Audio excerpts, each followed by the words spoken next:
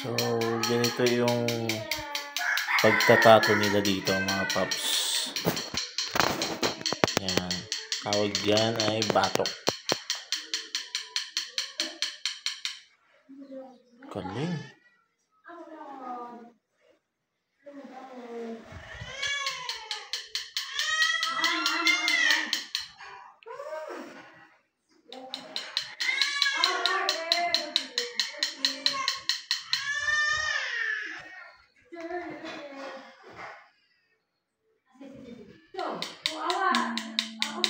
Magbura ka sa may sa may storage mo.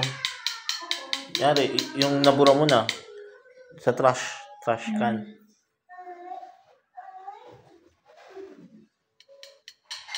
Yan, all. Bakit binuror mo rin yan? Na-post mo na ba yan? Wala naman yun. Hindi, yung yung nakadapa ka. Hindi, pangit ako yung pinagpili ako na. Ang pinagpilihan mo na ba yan? Okay na, bahala ka. Buruin mo na lahat.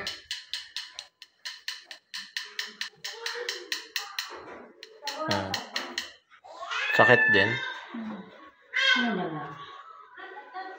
Mas laro sa masin, masakit. Lapit siya. Dito ka sa bandang maliwanag. Ganda ng pagkatato ni ate. Dito sa... Kaya pwede ko itong i-post sa ano namin. Sikat pa nga siya dyan eh.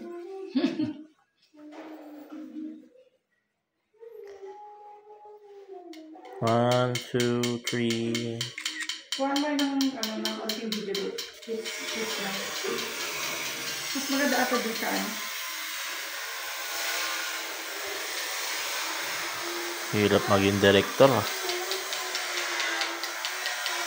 Kaya ka, napakataling dito lang.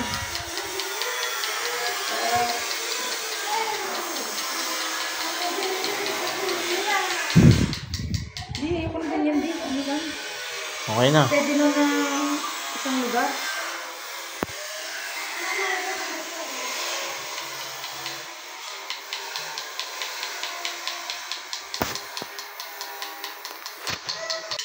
So habang tinatatuan si Imelda mga paps, tingnan natin yung view ng Buskalan. Napakalupit. Grabe. Diba?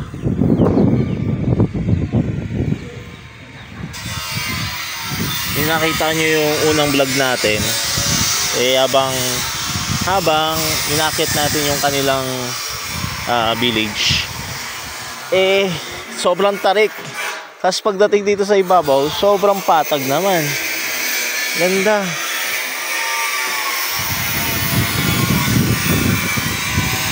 At ang lalaki ng pinapagawang bahay dito. Makikita nyo. So dahil nga nagkakaroon ng income yung mga taga dito, nagkakaroon din ng oportunidad sa bawat mamamayan nandito. So parang tulong na rin natin bilang mga turista mga paps. Ayan daw. So may nakatira pa dun.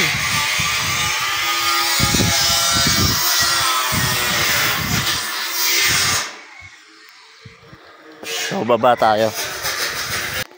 So mga paps, nandito na ako. So may mga garden sila dito. Ito. At alam nyo na, hanap tayo ng wala. Negative. Ayun tataba nila mga paps.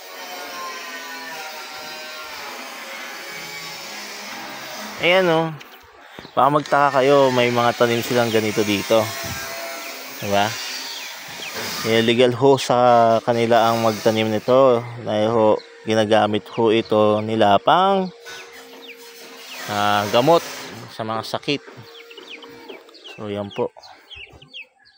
Pitas tayo ng isa. Bango. Sariwa. So yun, lakad tayo ng konti mga paps. Doon tayo sa bukid. Tignan yung bukid nila dito. First time ko lang lakad sa bukid.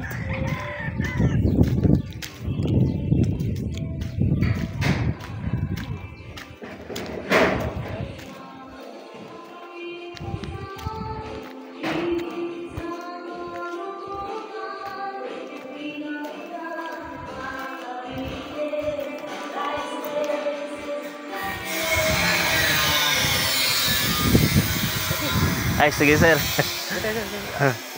Sige lang po. Libot-libot lang muna saglit. Ay, karating lang po. Oo. Galing Pagudpod. Pagudpod. Oo. Malayo pa. Opo. Dito. Gusto kayo na. Hindi ba tin? Kaya nga po eh. Eh, shoutout kay sir. Yan. Kape daw, kape. Pero mamaya na tayo magkakape. Libot muna tayo saglit.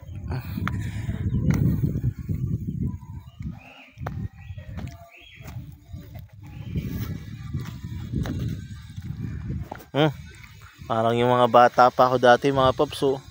Yung mga ganitong kanal dati sa Maynila, yung mga ganyang mga maliliit na isda, ayun yung kumakain ng mga lamok sa mga kanal dati. Hindi ito, diba? Sariwa sila dito. Ay, ang sarap. Parang alam mo yun, sa langit. Parang yung kung napanood nyo yung The Giant Slave, tapos sa langit may island, yun yung mga tirahan ng mga giants. Parang ganito dito. Hello sir, magandang hapon po, makikira lang po. So yeah, tignan nyo yung diba? Ganda, grabe. Ko dito, na-amaze ako mga paps, na-amaze ako sobra. Ganito yung mga palayan dito. So hagdan palayan yan. Magsasaka nating mga kapatid na magsasaka. So proud to be maging Pilipino mga paps. Proud ako kasi may ganito tayong alam niya na pagmamalaki sa ibang bansa. Although may mga pangit din naman masasabi, pero bukod doon grabe, may maganda ka pa rin may kukwento. Oh, ang ganda oh. Nasa doon yung bahay. Pupunta ka doon pa.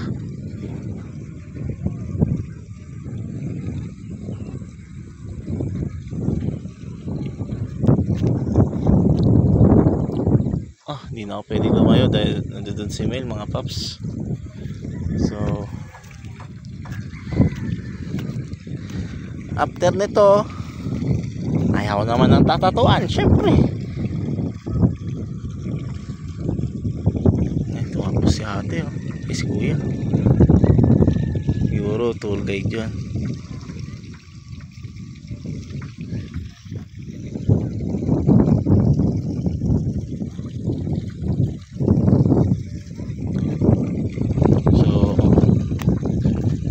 Hometown ni Apuang Ud. Kung bakit siya mahaba yung buhay niya, alam nyo na kung bakit anong dahilan kung bakit mahaba ang buhay niya.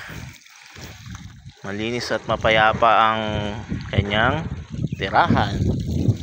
Putya, natatay na naman ako. Ganito talaga ako mga papsi pagka nakapupunta ako sa ibang lugar. Natatay talaga ako paps. Natatay talaga ako pag so ito tayo. Libot ko na lang kayo susunod na natin. Napunta. So marami pang part tong vlog na to. Inuna ko muna tong Buskalan vlog para makita nyo ma-promote natin yung Buskalan. Kasi isa sa mga adventurous na puntahan. At dahil adventurous, syempre worth it. Yung pagpunta nyo dito worth it kasi grabe naman breathtaking yung yung view. Ganda. Kaya ako pag tumandaan ako ng gusto, probinsya ako mga paps. Mas marami rin mga pananim. Subukan ko magsaka. Diba? So hanggang dito muna ang vlog natin, at next time ipapakita ko naman yung tattoo natin. So hindi na natin mapapakita kung paano tayo tatuan, pero alam nyo na kasi kung paano yung proseso ng pagtatato ng batok, traditional, apuwang-od, legendary. So uling, tapos karayom, mabato ka ng stick.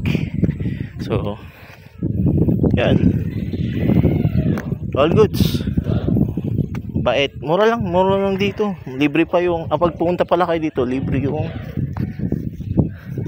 and si Tropa. So pumunta pala kayo dito, libre yung bigas nyo, kaya kayo kumain, kape. Pero yung mga ulam-ulam, syempre alam nyo na, kayo dapat ang mag-provide nun. Ayan.